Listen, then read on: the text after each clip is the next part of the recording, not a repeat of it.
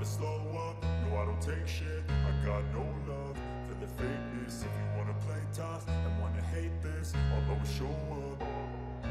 I don't ever slow up, no I don't take shit. I got no love for the fakeness. If you wanna play tough and wanna hate this, I'll always show up and make a statement. I don't ever slow up, no I don't take shit. I got no love for the fakeness. If you wanna play tough and wanna hate this, I'll always show up and make a statement. Everything. Michele Pirro, pebalap dan penguji Ducati, berbagi pandangannya tentang berbagai topik di stand Casa de Borgo Panigale. Membahas segala hal mulai dari pengalamannya di Italian Speed Championship hingga ekspektasi seputar sepeda motor Ducati GP24 mendatang. Lebih lanjut, ia sempat angkat bicara soal kejadian di Imola dan kesediaannya bertemu Lorenzo Zanetti. Pirro menyoroti pentingnya memiliki Marc Marquez di Ducati dan relevansi pilihan pebalap untuk balapan bersama mereka. Sayangnya, apakah saya masih berurusan dengan cedera VSD? Setelah operasi, saya menjalani beberapa sesi di ruang hiperbarik, yang ditambahkan sesi terapi fisik. Ini bukan situasi yang mudah, nyatanya saya berusaha bertahan. Semua pekerjaan yang dilakukan dalam sebulan terakhir ditakdirkan untuk kehadiran saya di tes Jerez bersama MotoGP 2 minggu lalu. Anda akan melihat versi finalnya di Sepang, tetapi untuk tes di Valencia, ada beberapa keputusan komponen yang tertunda. Tentunya motor baru ini tidak akan menjadi sebuah revolusi dibandingkan sebelumnya, melainkan sebuah evolusi dengan beberapa perbaikan. Tujuannya adalah untuk melanjutkan jalur kami dan di Malaysia akan ada beberapa kejutan dengan Ducati. Memiliki Marquez di tim Ducati adalah sebuah peluang, karena kita berbicara tentang seorang juara. Saya sangat ingin mendengar apa yang dia anggap sebagai titik lemah motornya. Marc pasti bisa membantu kami mengembangkan Ducati dengan meningkatkan dan mengisi celah apapun. Dia pastinya seorang pilot dengan pengalaman hebat. Akhirnya, penguji Ducati itu angkat bicara tentang apa yang terjadi pada Zanetti. Bagi saya tidak ada masalah bertemu Lorenzo. Intinya apa yang terjadi di Imola harus membuat kita merenung karena tidak bisa dibuat presiden untuk masa depan. Kalau ada yang berbuat salah, harusnya dihukum, titik, tidak ada alasan. Hal ini terjadi di semua disiplin ilmu, karena bila ada yang melakukan kesalahan ada sanksinya. Dan pemikiran ini saya sampaikan terutama kepada anak-anak muda yang membalap dengan sepeda motor. Sementara itu, Marco Bezzecchi menghadiri MotoGP di acara Ducati di Bologna.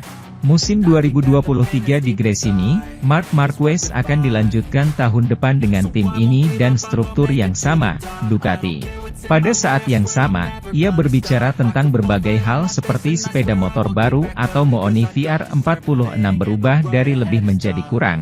Bahkan sempat menjadi penantang gelar juara kelas Premier namun akhirnya kempes dan hengkang semuanya ada di tangan Pecco Bagnaia dan Jorge Martin.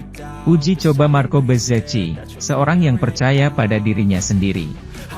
Pilot, itu kenyataan, selalu berusaha melihat ke depan meski segala sesuatunya tidak berjalan sesuai rencana. Saya tentu saja saya tidak pernah melihat ke belakang, saya tidak pernah terlalu memperhatikan klasifikasinya, bahasa Italianya jelas. Di sini saya selalu berusaha melihat ke depan dan, tentu saja, saya selalu meleset sedikit, tetapi saya selalu melewatkan sehelai rambut pun. Namun pada akhirnya saya sangat bahagia dan setelah India saya berhasil bangkit. Sayangnya, bahu saya cedera dan itu berperan dalam hal ini. Tapi tahukah Anda, sulit bagi saya untuk mengatakan bahwa saya tidak tahu apa yang mungkin terjadi, kata pengendara Mooni VR46. Saya selalu berusaha untuk melihat ke depan. Dia menyebutkan dua petarung untuk kejuaraan tersebut. Motor yang sedang dikembangkan mungkin lebih rumit dalam hal memenangkan balapan. Itulah sebabnya ada banyak diskusi mengenai apakah Marc Marquez akan memiliki keunggulan dengan motor pemenang pada tahun 2023. Pada akhirnya kami memulai dari dasar yang fantastis karena dengan cara itu Pecco memenangkan kejuaraan dunia. Tapi Jorge sangat kuat loh, tidak sama sekali, hei. Saya tahu, ini masih harus dilihat. Tutupnya. Saya mencobanya di Valencia. Alberto Puig mengungkapkan area perbaikan yang perlu dilakukan Repsol Honda dan rangkuman tahun yang penuh tantangan. Alberto Puig telah berbagi refleksinya tentang musim lalu, menyoroti tantangan yang mereka hadapi.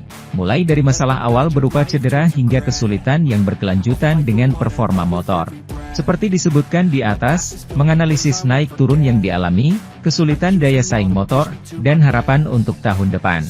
Dalam konteks ini, pernyataan mereka memberikan gambaran rinci tentang hambatan yang diatasi dan rencana perbaikan di masa depan. Puig membahas musim sulit yang dialami tim Repsol Honda, tidak mungkin sangat bagus.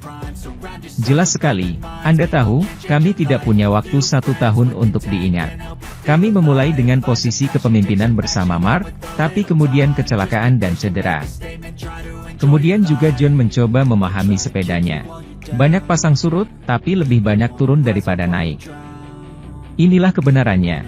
Kami mendapatkan beberapa hasil yang kurang lebih dapat diterima di India dan Jepang. Beruntung bagi para fans di Jepang, Mark mampu meraih podium. Namun dari sudut pandang tim kami, tim Repsol Honda, hal ini bukanlah hal yang baik bagi kami. Pesaing kami mengambil langkah yang sangat besar. Dan meskipun kami mengambil langkah-langkah dan mencoba memahami kelemahan kami tetap tidak dapat mencapai tujuan kami. Mereka bekerja keras di Jepang. Mereka melakukan restrukturisasi, tidak hanya sumber daya manusianya tetapi juga cara pengembangan mesinnya. Itu tidak mudah. Maksudku, kami memulai tahun ini dengan cedera. Jadi ini bukan cara yang tepat untuk memulai, dia kurang beruntung saat itu dan banyak perjuangan yang harus dilakukan sejak saat itu. Motornya jelas tidak dalam performanya, kami yakin levelnya jauh lebih tinggi dari yang ditunjukkan, namun karena berbagai alasan, motor tersebut tidak berfungsi. Dan ya, tidak menyenangkan melihat seorang juara dalam situasi atau hasil seperti ini, tapi yang terjadi seperti ini. Tidak mudah bagi Joan tahun ini, harus kami akui dan dia mengerti bahwa itu tidak mudah. Sementara itu, Aleix Espargaro mengakhiri kontraknya dengan Aprilia pada akhir musim depan dan belum diumumkan bagaimana masa depan pemain Katalan itu. Aleix Espargaro adalah pebalap yang menghabiskan waktu paling banyak di kejuaraan dunia sepeda motor. Pada tahun 2024 ia akan menambah karirnya sebagai pebalap pada musim ke-14-nya di kelas Premier, sehingga menjadi pebalap yang paling banyak menghabiskan waktu di MotoGP. Beberapa bulan yang lalu dalam sebuah wawancara, pebalap Aprilia itu mengaku bahwa jika dia tidak melihat dirinya kompetitif pada tahun 2024, dia akan mengakhiri karir balapnya. Tapi kapan akhir sebenarnya akan menimpa Aleix? Kontrak pemain Katalan itu akan berakhir pada akhir tahun depan dengan Aprilia, dan saat ini belum ada yang mengatakan apakah akan ada perpanjangan atau tidak. Namun setelah menjalani musim terbaiknya sejauh ini di tahun 2022, dan menyelesaikan beberapa balapan bagus di tahun 2023, keraguan mulai muncul apakah tahun 2024 benar-benar akan menjadi musim terakhir. Aku pembalap tersebut usai Grand Prix Qatar. Saya menikmati tahun ini lebih dari sebelumnya. Berteman dekat dengan pembalap muda seperti Jorge atau Fermin memberi saya vitalitas tertentu. Jorge Martin dan Fermin Aldeguer. Mengelilingi dirinya dengan pembalap muda, kuncinya bagi Aleix. Saya ingat tahun lalu di sini di Qatar.